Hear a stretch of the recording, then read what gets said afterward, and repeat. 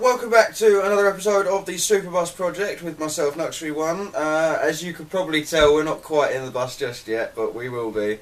I wanted to show you guys some bits and pieces first, but I also want to say a huge thank you to Fa Big Ben. If you follow some of the other videos, Superbus videos and Fallout videos, you'll notice she's been a constant commenter forever, basically, and she's a really good friend, and she supported the Patreon account, so she's helping us do all this sort of Superbus stuff and bits and pieces and that kind of thing. So yeah, and just to show you that we're not wasting the money that we get from the Patreon account, my mum, she does a sewing course, and the other day she came back from the sewing course with loads of fabric. Now, I don't know if you guys remember, but we had these cushions which came out of the Superbus originally. These were ones that Chris put in, and we've trimmed them down to size and all that business, and so these things don't really fit anymore. Those are massive flap over and that sort of thing, and all in all, the fabric's a bit like, this is meant for hard wearing and that sort of thing, and I think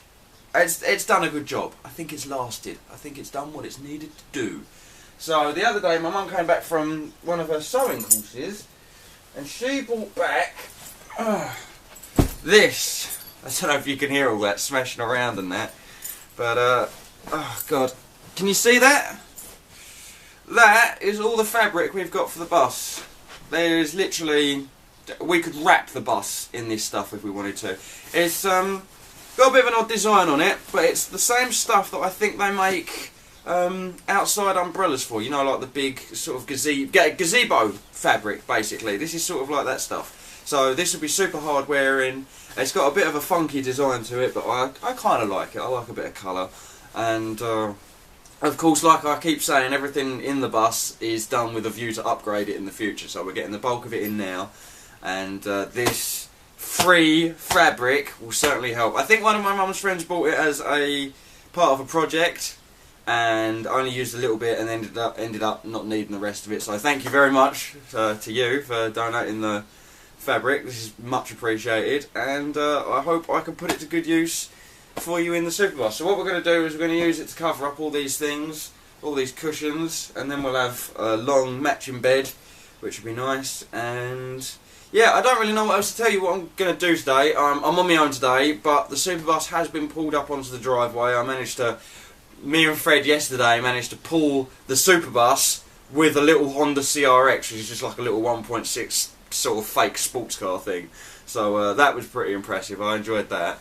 And yeah, I don't know what else I'm going to tell you today. I think what I'm going to get on with is the lights in the Superbus. I'll probably try and get all the 12-volt lighting in and that kind of thing. And oh, we got my Zig unit down here as well. That needs wiring in. And now that we're on the driveway, we can plug it straight in, which is always nice. So yeah, I don't really know what else to tell you, except for we're going to crack on, or I'm going to crack on. I'm on my ones today. Fred might turn up later, but if not, then let's crack on and get this done. So yeah, catch you in a bit, guys. Okay, I'm just going to test a quick theory with the Zig unit. Give me a minute. If the light comes on, then we've done good.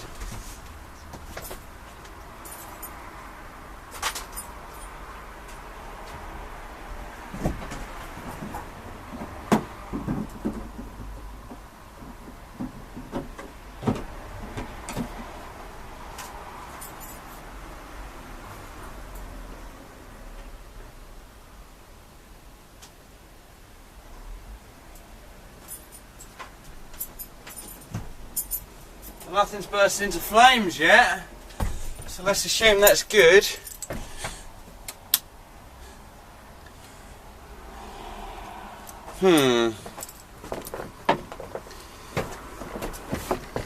I may have a problem here then. Oh no, look, there we go. Was that working on this plug socket as well? Yes, it was. Okay, so this little light down here's come on. Going over to there. Alright, so all these different buttons and switches basically tell you what the van's on. If it's on touring mode, if it's on drive mode, if it's on charge mode, all that sort of stuff. To see that this works and nothing else is bursting into flames is excellent. This means I can now get back to using this to charge up all the batteries and what have you. So I am going to get on with wiring this in, some lights, some batteries, all that sort of stuff, and hopefully I'll catch you back up in a minute.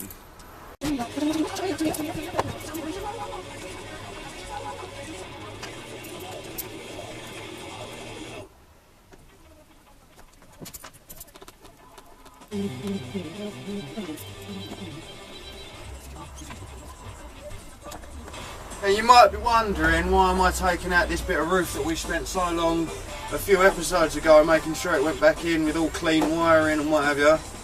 Well, the reason behind it is eventually this entire roof is going to need changing, similar to this one here. So this one has already got a hole cut in it for a light, but we're not going to reuse this light, unfortunately. It's a good light, might be able to sell it and get some more funds to put back into the bus, but what I'm going to do is I'm going to change it for one of the 12 volt lights that we got from the caravan place the other day, because this is an Iveco light from, I think, a lorry or something. So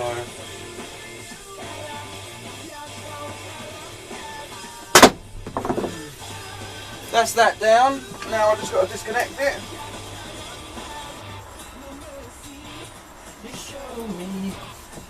So there you go, that's that out, and there's the Iveco light.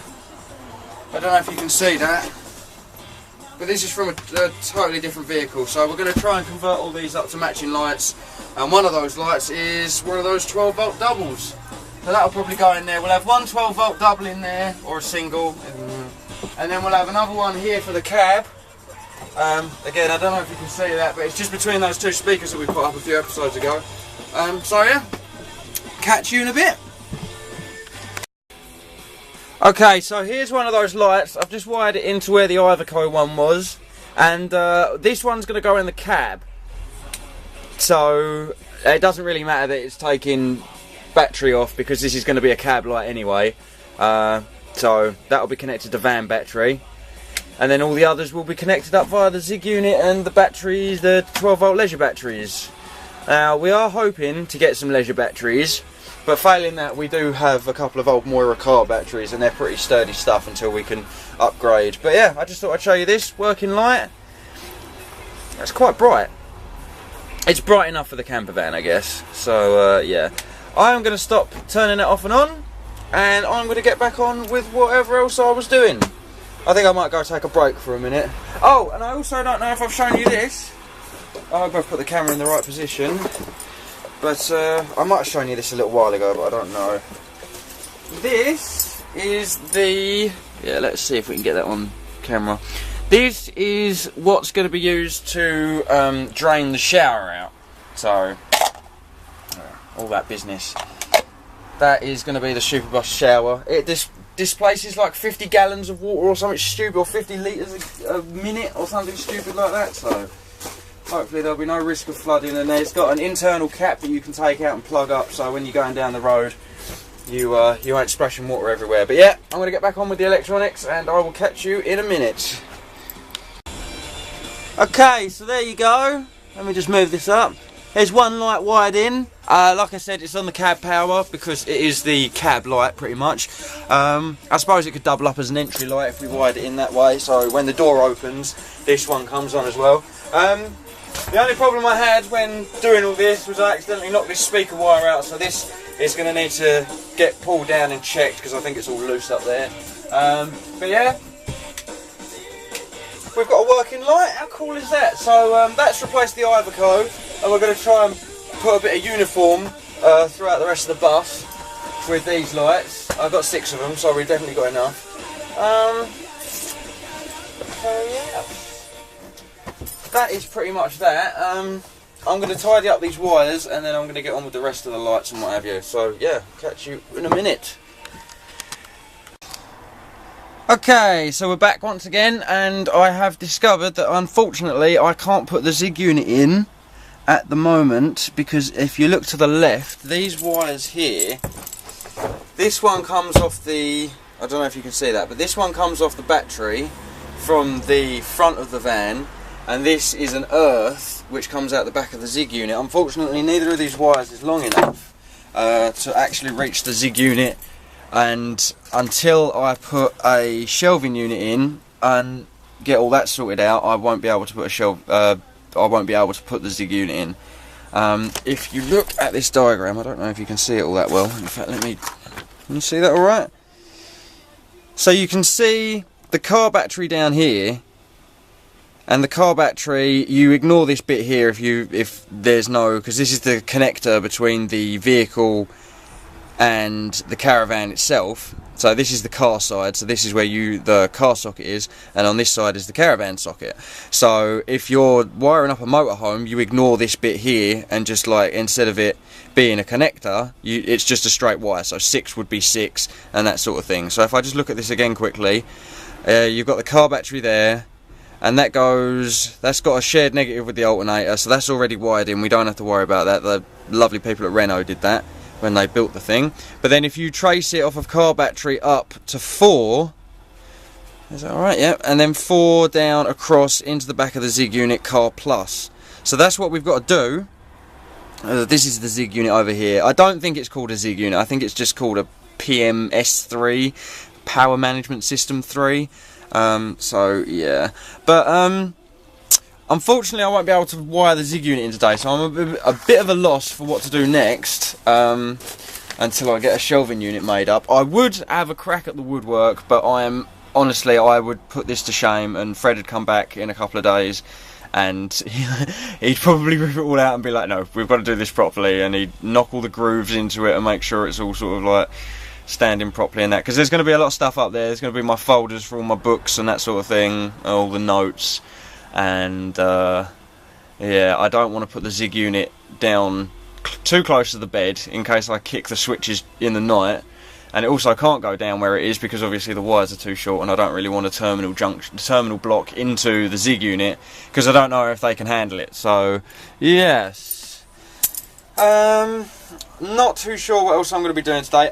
One thing I will note is that the radio, I've sorted that speaker out now, by the way, that radio is still running, and I imagine if I turn the light back on that would still be running, but there's never enough juice in the van to start it. So I'm a little worried about all that. I mean, if you look at this thing here, let me see if I can get that on camera. So this thing, it's upside down at the moment, and it says battery fair. So you see it's like amber in the middle there, or sort of like a greeny amber. And then the one below it says poor. When it gets down to that, I usually stick it on charge, or I jump start it, and then I leave it running for a few minutes. But the radio has been on for most of the morning, and it's still on fair use. So I don't know what's going on there. I think I might need to replace the batteries and follow all the wiring back and make sure everything from the starter motor's working and everything. So it might just be because I'm not used to driving diesel vans. But I'm rambling now, so I'm going to try and find something to get on with, and then I will catch you back when we've got some progress. Okay, I know I said no woodwork, but I am going to try and get on with this second sofa down here, and then the gap that the camera's sort of sitting in now is where the desk and office is going to go. But I think I'm going to be able to do this. Basic thing is just a frame in it. So yeah. What we might also do on this one is have it so it slides out like that one again, but at the very end, so when it's out like this one would be, it's only going to be sort of half the size of that one. So maybe on the front, where the storage would be, like there's going to be storage here, and then the frame will pull out, and then on the front there'd be like a flap that you can put up and raise up with supports that turns this into a single bed then, because obviously it's not as long as that one, so when you pull it out it's only going to be longer this way but not wider like that one is. So I think what we might do is have it so it's like that one, pulls out, and then it's got a table or a tray that folds up, that you can then support and put more pillows on and then use as a bed. We're also going to, if I turn the camera around here, we're also going to put the table in here as well. So that'll be just a case of drilling a hole in here. I need to work out where it's going to go, but we're quite fortunate that the table sort of, you can move that thing on the table, so wherever we drill the hole we can make sure it lines up on the table, and if it's stable enough we can do it. My only worry is I don't want to drill into any like fuel lines or anything like that, so we do need to be careful about that. But yeah, I'm going to try and get on with this sofa, and I'll let you know when I've made some progress or a huge disaster. So yeah, see you in a bit. Okay, so while my drill battery is recharging, I went out and I broke off more of these slats from that old futon that we had. I think it is all mostly dismantled now. I kept a few more bits and pieces back from it, just like bits of wood that didn't break that we might be able to use for something else. My plan for this seat is I'm going to make it slightly wider than that one, so it matches up with, if I do this, so it matches up with that line on the floor there, and so these slats are going to be slightly longer than those ones at the back there. Christ, this is stiff. And yeah, so they're going to be slightly longer because that one is literally just made for a bed. This one at the back here is just literally a bed that becomes a sofa, and this one's actually going to be a sofa for comfort and super comfort, as opposed to that one's just comfortable. This one will be there. So yeah, it's the same design. This one that's going in here will pull out, but then there'll also be like a little flap that covers the storage area, but obviously if you fold it up, it will make a full length single bed, hopefully. So yeah, I am just waiting for my drill to charge. Don't really know what else to tell you, to be honest with you. So I'll get back at you when I know what else is going on. Alright guys, I've finished putting this box section together, and I cut a couple of slats. So this is basically going to be the little sort of two-person, one-person seat slash single bed. It's probably not as wide as I want it to be, but to counter this, what I'm going to do is or not as long as I'd like it to be when it's in bed form. So to counter this, like I said, I'm going to put the flap up on the bottom half.